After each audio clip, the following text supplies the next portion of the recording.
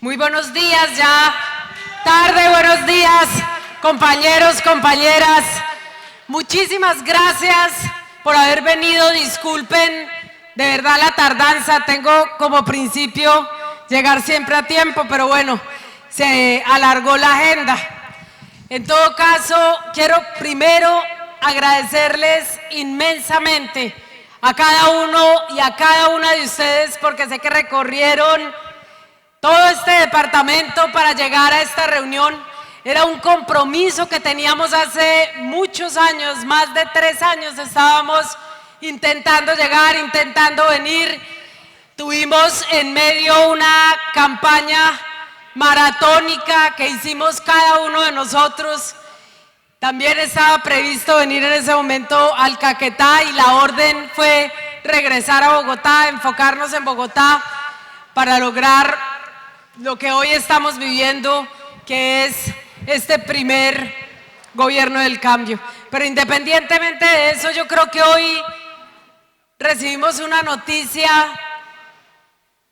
maravillosa. No creo que hayamos dimensionado aún lo que sucedió en estos días en el país. Acabamos de atravesar por un paro todas las vías de este país, o muchas de las vías de este país bloqueadas. Se auguraba casi que íbamos a entrar en una movilización larguísima, en la desestabilización del país. Ya estaban en las redes sociales los opositores diciendo: a Petro le quedó grande el país. Salieron todos los ministros, los congresistas, exministros, perdón, y congresistas de la oposición a augurarle a este país lo peor. Y lo que sucedió fue todo lo contrario. En un tiempo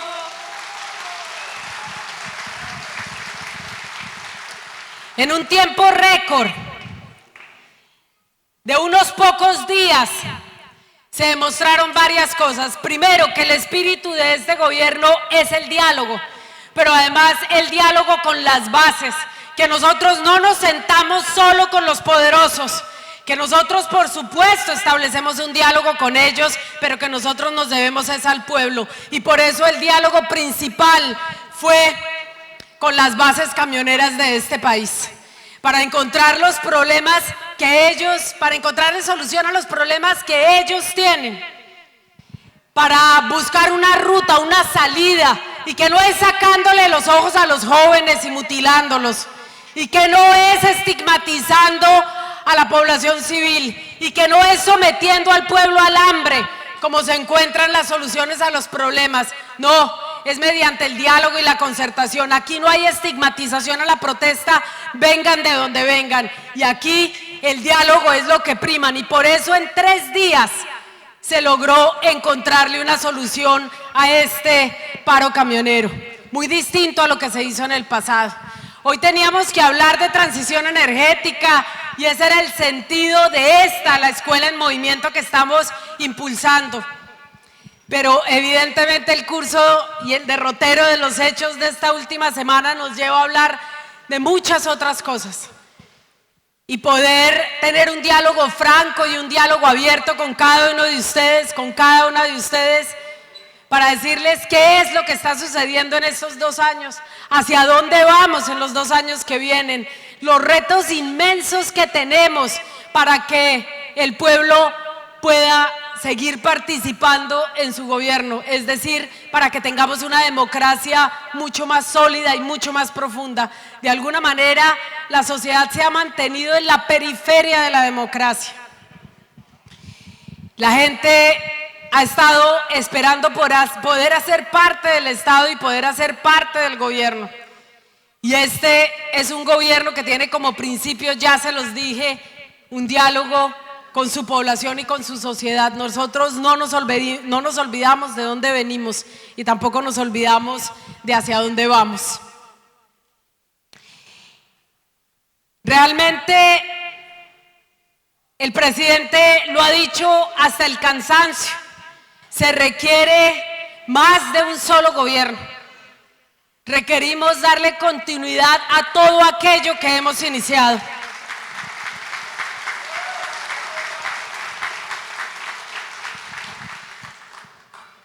Pero el camino que tenemos para lograr eso es arduo y vamos a requerir del trabajo dedicado de cada uno de los habitantes de este país, de cada uno de los miembros y de las organizaciones, de la militancia del Pacto Histórico, pero también de las organizaciones que han decidido confluir en este gran torrente que es el Pacto Histórico.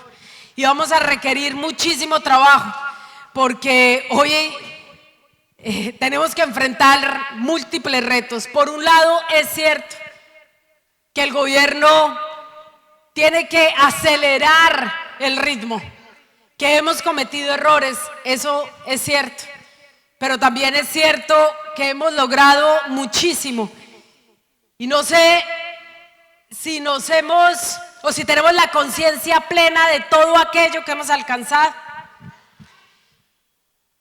Si nos ponemos a mirar, no solamente poner en el centro de las discusiones de este país problemas que eran nodales, como por ejemplo la reforma a la salud, como por ejemplo el hecho de que millones y millones, más de 3 millones de adultos mayores no tuviesen absolutamente nada para vivir y que además tuviésemos un montón de gente que trabaja y trabaja, que labura todos los días, que camella todos los días, pero que al final de su vida no puede ni siquiera tener un mínimo de estabilidad.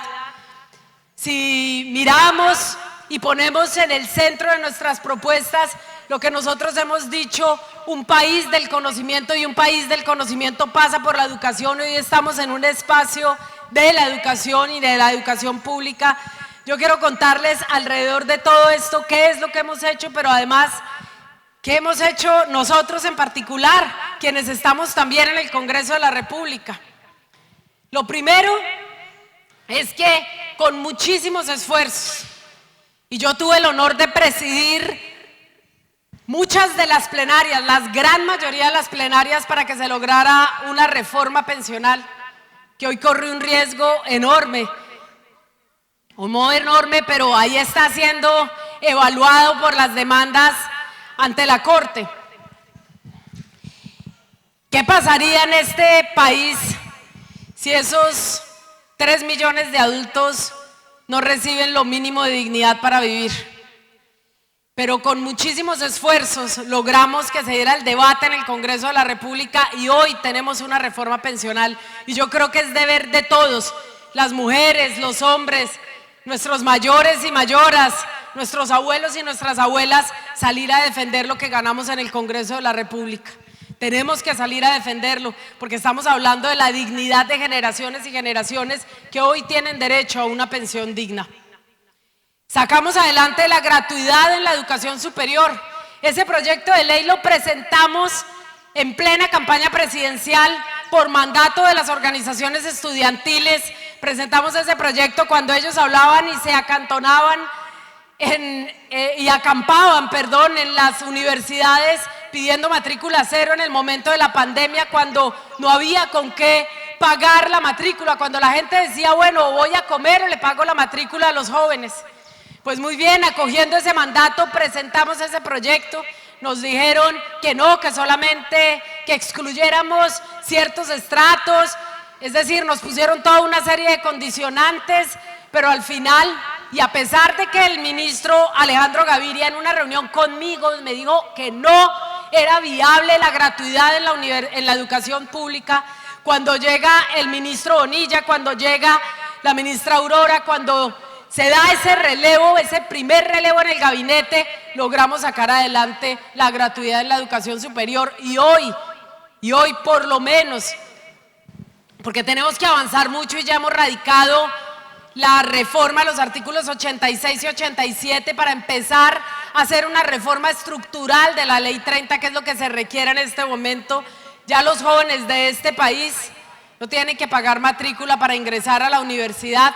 Estamos en un proceso, por supuesto, de ajuste, de progresividad, pero lo cierto es que las matrículas en las instituciones de educación superior pública hoy son gratis y los jóvenes pueden construir un proyecto de vida. Y yo creo que eso es profundamente transformador en un país donde la gente a duras penas sí podía estudiar, donde la gente tiene que endeudarse. Hoy hemos saneado casi todos los créditos leoninos y hay todo un plan de saneamiento de estos créditos en el ICETEX, del endeudamiento de los jóvenes pobres en el ICETEX para poder estudiar en la universidad. Y hoy hemos avanzado en eso. A propósito del paro, a propósito de lo que acaba de vivir, decía el ministro Daniel Rojas que con el billón mensual, con parte de ese billón mensual que se tiene que pagar para sanear ese fondo de los combustibles, para mantener el subsidio al diésel, se podría pagar en su totalidad la deuda que tienen los estudiantes con el ICETEX, imagínense ustedes.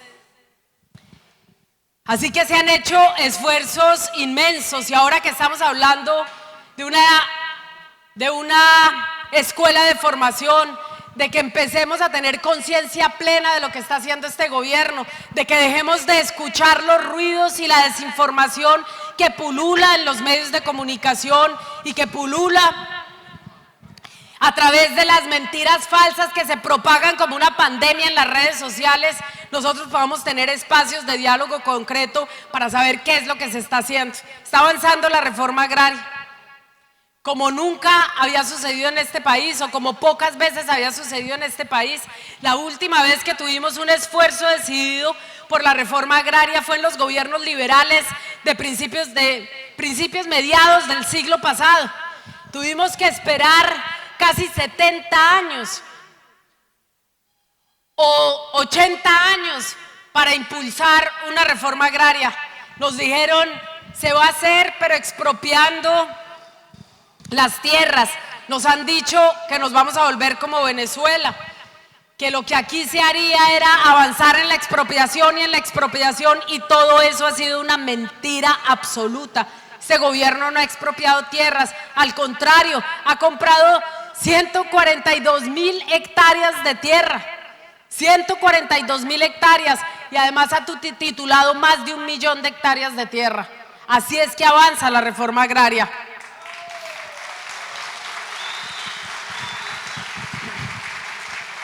Cuando los campesinos y campesinas pueden ser dueños de la tierra, cuando las mujeres pueden ser titulares y pueden ser dueñas de su propia tierra, no cuando tenemos un pueblo que solamente es jornalero y solamente es trabajador, sino cuando puede producir alimentos en este departamento, a pesar de que tiene tierras fértiles, a pesar de que sí es la puerta de la Amazonía, a pesar de que existe una inmensa biodiversidad, la mayoría de las tierras son de los ganaderos. Lo que más se produce es ganado, no se producen alimentos. Y de eso parte la vocación de este gobierno. Nosotros hemos dicho que tenemos que pasar de una vocación extractivista a una vocación agrícola, y lo hemos demostrado. 10% ha crecido el sector agrario en este país. Y eso se debe también a que hoy tenemos más propietarios y dueños de la tierra. Y eso se debe a que se han puesto recursos como nunca en el Ministerio de Agricultura para potenciar el campesinado, para potenciar la producción. Y lo que necesitamos ahora es tecnificar la producción. Porque nosotros, se lo decía yo a María Fernanda Cabal en un debate en el Congreso de la República que le hacían a la ministra de Agricultura y al director de la Agencia Nacional de Tierras. Ella decía, le decía yo que los campesinos también quieren ser dueños. Esa es la vocación del campesino, no que la mayoría de las tierras esté en manos de un puñado de personas que lo único que quieren es tener jornaleros y jornaleros mal pagos. Gente a la que no le pagan lo que deberían por su trabajo. Y eso nos lleva a una de las reformas más importantes que se está haciendo en este momento en el Congreso de la República, y es la reforma laboral. Porque nosotros no necesitamos solamente trabajadores y decenas de miles de familias subsistiendo con el mínimo, sino que necesitamos garantías laborales y que ese mismo número de trabajadores pueda estudiar para que en el futuro no tengan que ser mal pagos, sino además que reciban lo que merecen por su trabajo, porque además su trabajo se ha fortalecido y se ha tecnificado, porque hay conocimiento, porque hay una construcción de conocimiento para no ser solamente operario de una máquina, sino para poder definir y construir de manera mucho más potente su proyecto de vida y su futuro. Esto quiere decir que paso de ser solamente un empleado a ser dueño de mi propia empresa, a ser dueño de mi propio negocio, a ser dueño de mi propio futuro. Hemos dicho, y bueno, y ahora que se está discutiendo la reforma laboral en el Congreso de la República, vamos a necesitar de sus voces. Vamos a necesitar que ustedes amplifiquen lo que allí se está haciendo. Porque estamos hablando de que los trabajadores en Colombia puedan recuperar, por ejemplo, sus pagos por el trabajo dominical o por el trabajo festivo o por las jornadas nocturnas. Estamos hablando de que, como se hace en los países desarrollados, la jornada laboral tal vez sea un poco más corta. Estamos hablando de dignificar el trabajo de todas y de todos, y que por lo tanto tengamos menos gente en la informalidad y más gente en la informalidad. Si tenemos más gente en la formalidad, entonces tenemos más capacidad de cubrir inclusive el sistema pensional. Hoy que le dicen a los jóvenes que lo que se va a hacer es robarle las pensiones a los jóvenes, y todo esto definitivamente es una mentira. Además de eso, hemos logrado que en un país de violencias, no sé si ustedes han oído por estos días en Europa un caso que está resonando, y es el caso de esta mujer que fue drogada hasta quedar inconsciente por su esposo y fue violada durante 10 años por más de 100 hombres. Una mujer que era abusada, y la atleta, por ejemplo, que fue quemada viva por su compañero, una atleta olímpica ahorita en los Olímpicos de París, regresó a su país y fue quemada viva. Le tiraron la gasolina encima y su compañero, su pareja, le prendió fuego. Y hemos logrado incorporar entonces, no solamente en el Plan Nacional de Desarrollo aquí en nuestro país, hemos logrado incorporar en el Plan Nacional de Desarrollo una emergencia, que el país esté hoy en una emergencia por las violencias basadas en género. Y de allí se tienen que desprender toda una serie de medidas para lograr frenar la violencia que padecemos las mujeres cotidianamente. Violencias que se expresan en los hogares, en las calles, pero también en lo político. Y ustedes han visto cómo hemos defendido una agenda para las mujeres en el Congreso de la República.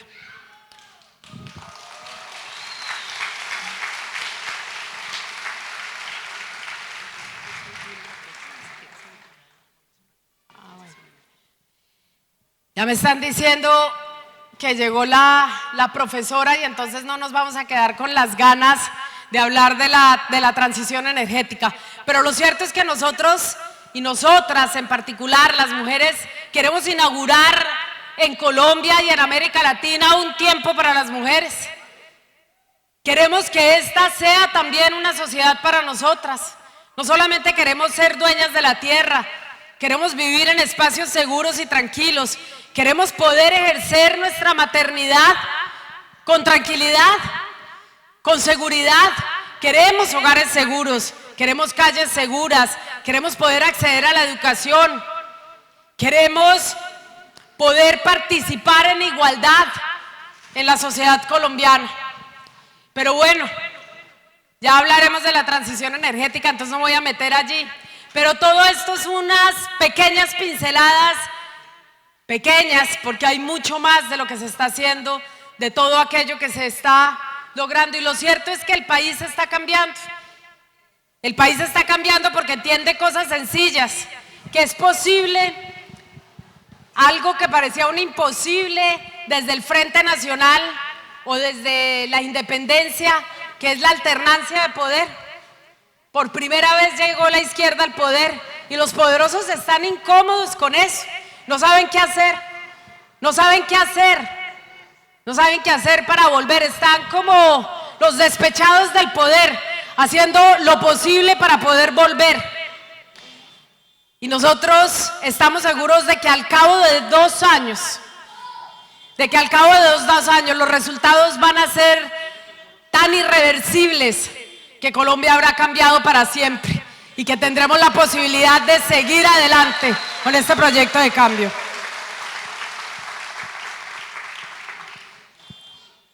Yo quiero hablarles un poco de algo que estamos inaugurando aquí en Florencia. Hemos decidido que aquí en Florencia, aquí en el Caquetá, vamos a iniciar una gira por la unidad.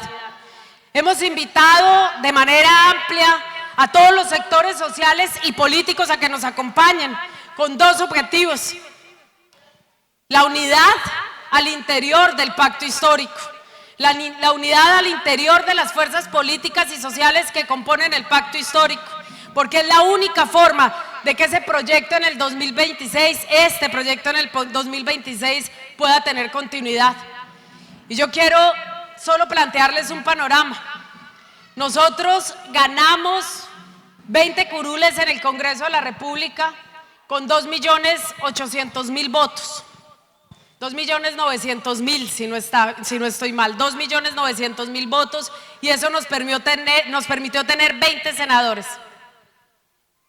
Pero resulta que el umbral para poder llegar al Congreso de la República en el año 2026 va a estar entre los 600 y los 700.000 votos. ¿Eso qué quiere decir? Que cada uno de los partidos políticos y de las fuerzas sociales que entran dentro de los partidos políticos tendrían que tener aproximadamente 700.000 votos, y eso nos lleva a más o menos entre 7 y 9 millones de votos en total. Si nosotros fuésemos todos juntos, ¿cuántas curules podríamos obtener si duplicáramos tan solo o si sacáramos 1 millón de votos más? Si nosotros analizamos, por ejemplo, a Fuerza Ciudadana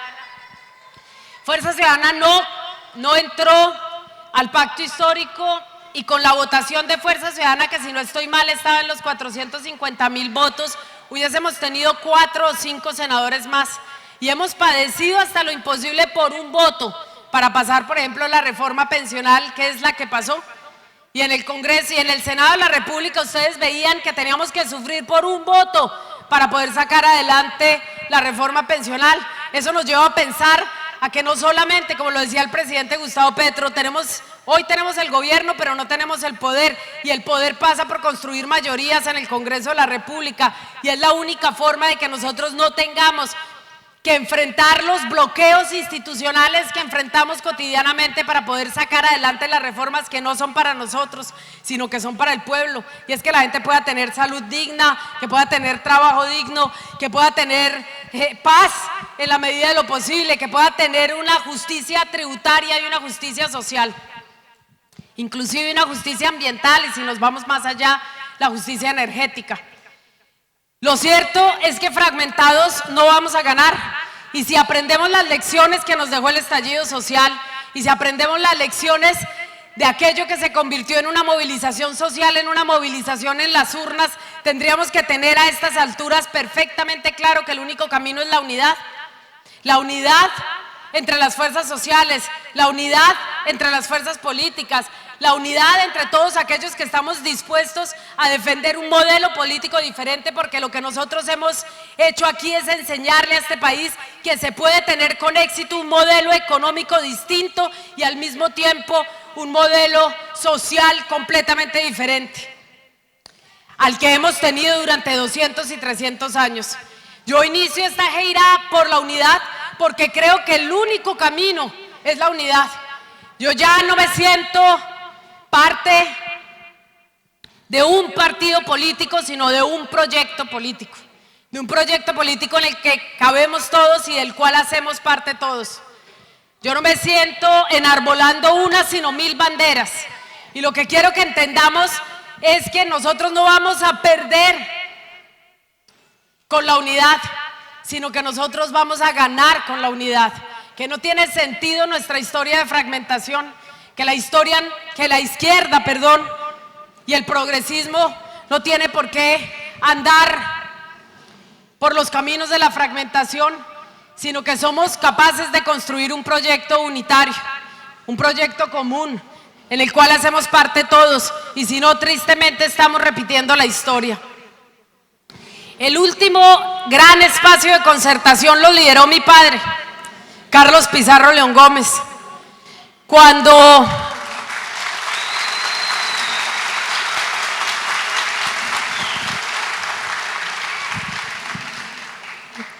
en 1990 se atrevió a llevarle la contraria a los tiempos.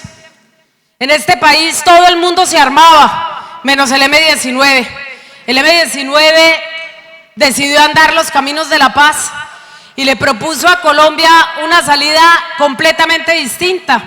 Y a pesar de que el acuerdo político se hundió en el Congreso de la República, como parece ser tradición en este país, que se incumplen los acuerdos, que se le incumple a la paz y que se le incumple al pueblo.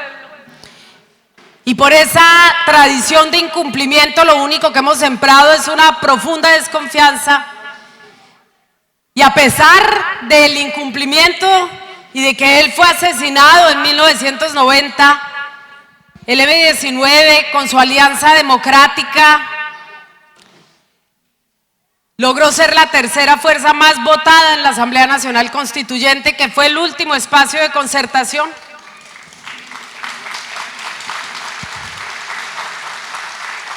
Y logramos pasar de una constitución anacrónica, feudal, colonial, a una constitución de derechos, donde por primera vez los pueblos indígenas pudieron entrar a ser parte de este país, a propósito de que nos acompaña aquí uno de los cabildos indígenas del Caquetá. Fue en 1990 que fueron reconocidos integralmente como parte de la sociedad colombiana, como parte integral de este país, como sujetos de protección, como hoy lo son los campesinos, también gracias a este gobierno, que el campesinado es reconocido como un sujeto de especial protección. Y en esa constituyente de derechos, libertaria podríamos decirlo, que reconoce la paz y reconoce los derechos de los ciudadanos, derechos que hoy son incumplidos, y por eso hablamos del poder constituyente y de convocar al poder constituyente, no obligatoriamente para cambiar la constitución de nuestro país, sino para que los derechos que están consagrados en la Constitución se cumplan. Y tenemos 34 años de la Constitución de 1991 y todavía no se han cumplido los derechos para las mayorías de los colombianos, tal vez para un puñado de ellos, y para ellos, los que se oponen a que se convoque al poder constituyente para que se exija la materialización de todos nuestros derechos. Y ese fue el último gran espacio de concertación. A partir de allí la Alianza Democrática M-19 se presentó a las elecciones al Congreso, sacó 20 congresistas como nunca habíamos tenido, y tenemos 50. Y en las siguientes elecciones, debido a la fragmentación, a que había mucho cacique y poco indio, no quedó ni uno solo. Inclusive el presidente Gustavo Petro se quemó en esa oportunidad, no llegó al Congreso de la República, y ese es tristemente el destino que podemos vivir, que tengamos que retroceder en todo aquello que hemos avanzado, que no logremos materializar. Yo lo he llamado como el cambio que es posible. Hasta ahora ha sido el cambio que nos han dejado y que nos han permitido, pero a partir del 2026 tiene que ser el cambio posible. Todo aquello que prometimos tiene que ser una realidad. Yo estoy segura de que ustedes son conscientes de todas las trabas, las talanqueras y los problemas por los que hemos tenido que atravesar para poder materializar todo esto que estamos logrando. Yo quiero aprovechar para felicitar aquí por lo menos a los ministros y ministras que estuvieron sentados en esa mesa de diálogo, porque mostraron articulación interna, mostraron que se podía trabajar conjuntamente hasta lograr un objetivo, mostraron capacidad de escucha, mostraron que el gobierno, que un Estado sí podía sentarse a dialogar y que era necesario dialogar. Y yo creo que incluso al interior del propio gabinete hoy tienen en ese ejercicio un ejemplo de cohesión interna. Y quiero decirles que participaron en esa mesa muchos de los ministros progresistas. Al principio eran 3, al final de la mesa estaban sentados varios de los ministerios buscando soluciones. Y eso es lo que tenemos que hacer con todo. Es decir, mostraron unidad, como las organizaciones mostraron unidad, como nosotros los partidos políticos y quienes estamos hoy en algún escenario de representación tenemos que mostrar unidad. Y además, en esa unidad, entender que cada uno de nosotros se fortalece en lo individual y fortalece el colectivo. Y solamente en colectivo construimos comunidad. Yo quiero preguntarles a cada uno de ustedes, ¿por qué hacen parte de una organización social? ¿Por qué hacen parte de un cabildo? ¿Por qué hacen parte de una organización comunal? ¿De una asociación de mujeres? ¿Por qué lo hacen? Porque juntas y juntos tenemos más poder. Nosotros no podemos tener a las asociaciones, a las organizaciones fragmentadas, al poder por un lado y al poder político por el otro. Nosotros tenemos que lograr el diálogo y la concreción entre nosotros. Tenemos que encontrar respuestas comunes y también tenemos que decirnos las verdades. Fuimos incapaces en las listas al Congreso del 2022 de establecer un mecanismo de democracia interna, a pesar de que el presidente Gustavo Petro lo propuso. Propuso cuál podía ser el mecanismo de democracia interna. Dijo, ya que vamos a presentar unas listas cerradas y unitarias, ahí vuelve la palabra unidad. Estas listas iban a ser paritarias porque queríamos entregarle mayor representación a las mujeres. Y llegamos un número importante de mujeres. Yo ya había llegado, yo repetí. Y la propuesta era que las mujeres compitiésemos entre nosotras, los hombres entre ellos, y al final se definiera en la cabeza de lista, por lo menos del Senado de la República, en una consulta, en una encuesta, quién era la persona que podía liderar esa lista unitaria. Al final esa no fue la decisión que venció, y lo que vencieron fue los bolígrafos de los partidos nuestros. Así que este es un llamado también para los dirigentes de los partidos políticos que hacen parte del pacto histórico, para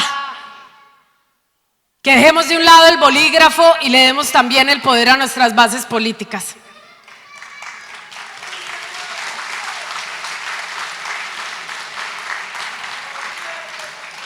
Para que seamos más de lo que hemos dicho ser, y es que nosotros somos pueblo. Y si somos pueblo, somos organización social. Y si somos organización social, no tenemos miedo de venirle a poner la cara a la gente. Y lo que necesitamos es a todos nuestros cuadros políticos recorriendo este país. Y yo quiero pedirles disculpas, porque el año pasado, a duras penas, sí pude salir del Congreso de la República, pero estaba ocupando la vicepresidencia y era el único espacio que tenía el pacto histórico para sacar adelante una agenda progresista al interior del Congreso. Pero hoy puedo decirles que a pesar de no haber recorrido el país como hubiese querido y como lo he hecho siempre, porque conozco cada uno de los rincones de este país, porque aquí en Florencia y en distintos municipios del Caquetá he estado en otras oportunidades, porque aquí hay una historia mía también, porque aquí en el Caquetá, en la década de los 80, en 1982, Jaime Bateman Cayón lanzó la propuesta de diálogo nacional, y fue aquí, en esta región, donde se lanzó la propuesta de diálogo nacional, que no es más que el acuerdo nacional, que no es otra cosa que ese sancocho nacional de que se ha hablado muchas veces, y es que todos los sectores de este país nos sentemos sobre la mesa a encontrarle una salida. Yo venía hoy de una reunión con, creo que 11 alcaldes y el gobernador, escuchando qué era lo que tenían que decir, consciente de que muchos de ellos le hacen oposición a este gobierno, pero agradeciendo sí que fueron capaces de llegar a sentarse a hablar y a dialogar con nosotros. ¿Para qué? Para hablarles del acuerdo nacional, de qué es lo que piensa el Caquetá del acuerdo nacional. Y por eso, desde hoy, vamos a tener reuniones con los sectores políticos que componen el pacto histórico, y yo quiero invitarles a todos, a toda la coordinadora del pacto histórico y a las bases del pacto histórico, a que hablemos de cómo podemos darle vía libre a la unidad, a ese caminar juntos, ya que no somos tan diferentes. Y nos vamos a reunir las mujeres, a hablar de nosotras y de nuestro liderazgo. Porque aquí en el Caquetá se inaugura para este proyecto político el tiempo de las mujeres. Y vamos a hablar con las juventudes, porque las juventudes han sido marginadas de nuestro proyecto político. Porque nuestro proyecto político, que tenía una vocación juvenil, y yo aquí hablo, aunque hoy no haga parte de la Colombia Humana, porque así lo decidieron los acuerdos políticos en el 2018, pero yo ayudé, como muchos de ustedes, a construir la Colombia Humana, cuando era un movimiento social y no un partido político.